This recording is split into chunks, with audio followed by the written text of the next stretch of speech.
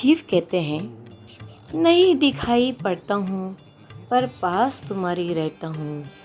अति आवश्यक साधन सामग्री सतत भेजता रहता हूँ।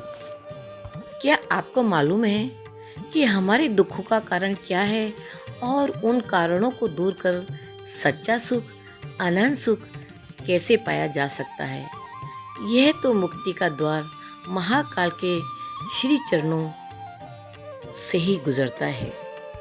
महाकाल का अर्थ समय व काल की सीमा से परे एक ऐसी प्रचंड परोक्ष सत्ता से है जो सृष्टि के सुसंचालन के दायित्व का निर्वहन करती है। अराजकता, अवांछनीयता का निराकरण इसी सत्ता के हाथों से होता है। महाकाल एक ऐसे देवी प्रवाह का नाम है जो समय समय पर प्रतिकूलताओं को नष्ट करने एवं अनुकूलताओं को अवतरित करने के लिए गतिशील हो जाता है। संसार के दुखों का मूल कारण उनका अपना अज्ञान ही है। अज्ञान के कारण ही मनुष्य अपने शरीर को ही अपना सब कुछ मानता रहा है। वह शरीर के सुख दुख को ही वास्तविक सुख दुख मानता रहा है। वह अज्ञान के कारण ही किसी से राग और किसी से द्वेष करता रहा है। अस्तु ये जान लेना आवश्यक है कि यह शरीर क्षणभंगुर है और शरीर के सुख दुख भी क्षणभंगुर है। अतः हमें इस शरीर को सुख दुख देने की ओर ध्यान न देकर अपनी आत्मा की ओर देखना चाहिए, क्योंकि वास्तविक जीव तो ये आत्मा ही है।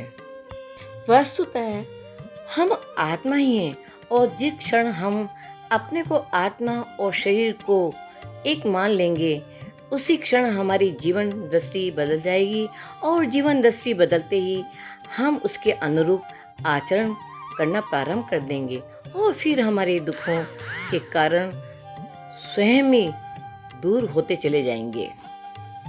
शिव की वाणी जिसने मानी उसका बेड़ा पार हो गया। सच्चा जिसने किया समर्पण उसका अद्भुत संसार हो गया।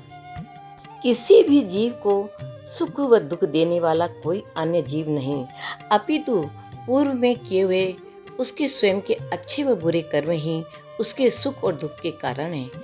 अस्तु हमें तटस्थ व समता भाव से अपने सुख और दुख को सहन करते रहना चाहिए। इससे हमारे पुराने कर्म अपना फल देकर नष्ट हो जाएंगे और भविष्य के लिए हमारे कर्मों के संचय होने की संभावना समाप्त होती जाएगी। अवतार परंपरा यही बताती, सजन साधना शिव करवाते, अनाचार बढ़ जाता जब तब शिव रूप भगवान हैं आते।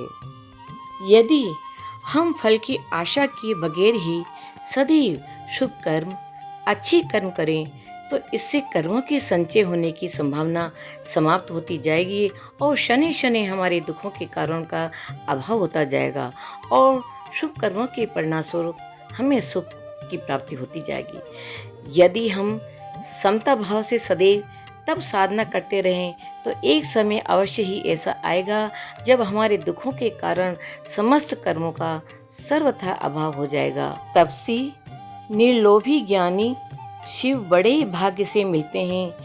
परिवर्तन होता है युग का, संतोष के पंकज खिलते हैं। जब तक जीव के साथ अच्छे व बुरे कर्मों का बंधन लगा हुआ है तब तक ये जीव इस संसार में जन्म मरण करता हुआ सुख व दुख भोगता रहेगा।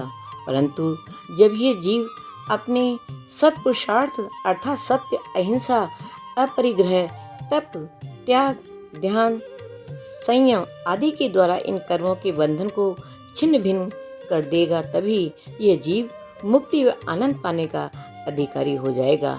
अपने कर्मों को नष्ट करने में उसे किसी भी अन्य जीव की सहायता की अपेक्षा नहीं है। शिव का अनुभव शक्ति शिष्य की करते हैं निर्माण अनोखा। शिव के हैं अनुदान अनोखे, दुनिया ने जिसको खुद देखा।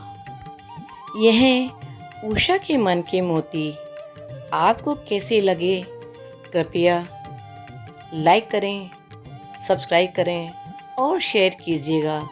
फिर मिलेंगे नए मैसेज के साथ। हर हर महादेव।